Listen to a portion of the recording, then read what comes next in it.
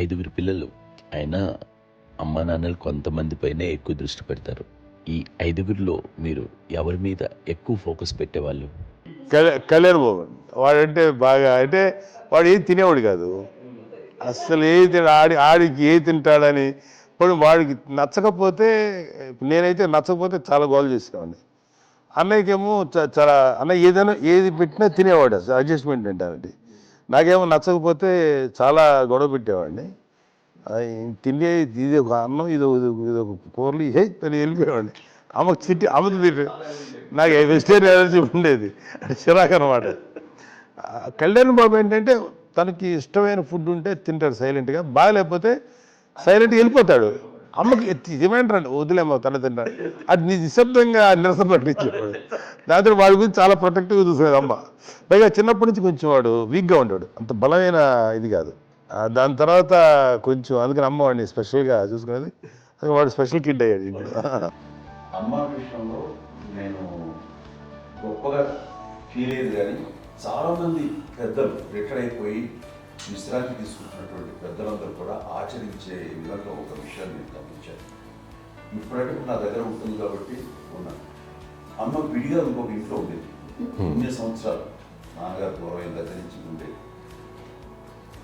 5 సంవత్సరాలు ఒంటరిగా ఉండి నన్ను బిడ్డలందరూ ఎవరు మానవులు వెళ్ళిపోయారు, నేను ఒంటరి అయిపోయాను అన్న ఫీలింగ్ అమ్మకు ఎప్పుడు ఉండేది కాదు. తర్వాత బిడ్డలు వాళ్ళ టైం బట్టి వచ్చి చూసుకుంటే సరిపోతుంది. అది వారమా, నెలక, 2 నెలక, అసలు ఒకసారి రాలేని పరిస్థితిలో ఉంటుంది. 5-6 నెలల పాటు ఇదే ఊళ్ళో ఉండి పక్క విధుల్లో ఉండి, ఎవరి పనులు వాళ్ళు బిజీగా ఉండి, ఎవరి షూటింగ్ వాళ్ళు బిజీగా ఉండి, ఎవరి ప్రొఫెషన్లో వాళ్ళు బిజీగా ఉండి, ఎవరి ప్రొఫెషన్లో వాళ్ళు బిజీగా ఉండి, తన సంసారం తను బిజీగా ఉంటాను. ఒకసారి అమ్మ ఏమి ఫీల్ అయ్యేది కదా, ఏంటమ్మా రావట్లేదు, అసలు పట్టించుకోవట్లేదు ఏంటి అంటే, అంతేలేమ్మా అని ఇలాంటి నిరసన మాటలు కానీ, ఈసరింపు మాటలు కానీ, లేకపోతే న్యూనతాభావం కానీ ఇలాంటివి ఎప్పుడు అమ్మకు లేవండి. వచ్చారు అబ్బాయి ఏం చేసి పెట్టడా చెప్పండి అంటూ చాలా పాజిటివ్ ఉండి, ఇప్పటికీ కూడా తను సపరేట్ కిచెన్ మా ఇంట్లో ఎంతో అందరూ వేరే కిచెన్. ఎందుకంటే అమ్మకి మోస్ట్ స్ట్రెస్ బస్టర్ వచ్చేసినా, లేకపోతే ఏదో రిలీఫ్ ఏంటంటే తన కిచెన్లో కూర్చొని వండి అందరికి పెట్టాం.